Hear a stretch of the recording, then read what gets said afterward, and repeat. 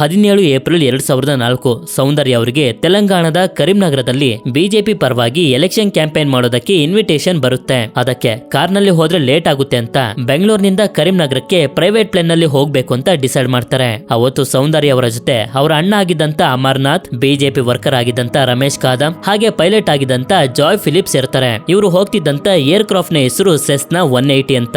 ಇದು ಅಗ್ನಿ ಏರೋಸ್ಪೋರ್ಟ್ಸ್ adventure ಅಕಾಡೆಮಿಯನ್ನು private ಕಂಪನಿಗೆ ಸೇರಿದ್ದಾಗಿರುತ್ತೆ. ಅಷ್ಟಲ್ಲದೆ ಪ್ಲೇನ್ಗೆ 7,000 ಅವರ್ಸ್ ಗಿಂತ ಜಾಸ್ತಿ ಫ್ಲೈಯಿಂಗ್ ಎಕ್ಸ್ಪೀರಿಯನ್ಸ್ ಕೂಡ ಇರುತ್ತೆ.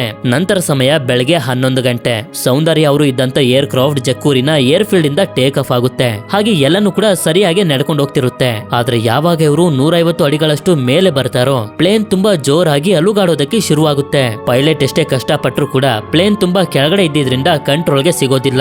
ಇದರಿಂದ ಜಕ್ಕೂರಿನಿಂದ 3 ಕಿಲೋಮೀಟರ್ ನ ದೂರದಲ್ಲಿರುವಂತ GKVK ಕ್ಯಾಂಪಸ್ ನಲ್ಲಿ ಬಂದು ಪ್ಲೇನ್ ಕ್ರಾಶ್ ಆಗುತ್ತೆ. ಕ್ರಾಶ್ ಆಗ್ತಿದ್ದಂಗೆನೆ ತುಂಬಾ ದೊಡ್ಡ ಬೆಂಕಿ ಹತ್ಕೊಂಡು ಉರಿಯೋದಕ್ಕೆ ಶುರುವಾಗುತ್ತೆ. ಈ ಬೆಂಕಿಯ ತೀವ್ರತೆ ಎಷ್ಟಿರುತ್ತೆ ಅಂತಂದ್ರೆ ಸೌಂದರ್ಯ ಅವರು, ಅವರ ಅಣ್ಣ ಅಮರ್ನಾಥ್, ಬಿಜೆಪಿ ಕಾರ್ಯಕರ್ತರಾಗಿದ್ದಂತ ರಮೇಶ್ ಕಾದಂ ಹಾಗೆ ಜಾಯ್ ಫಿಲಿಪ್ಸ್ 4 ಜನ ಕೂಡ ಸುಟ್ಟು ಬೂದಿ ಆಗೋಗ್ತಾರೆ. ನಂತರ ಇವರ ಬಾಡಿಗಳನ್ನ ಐಡೆಂಟಿಫೈ ಕೂಡ ಮಾಡೋದಕ್ಕಾಗೋದಿಲ್ಲ.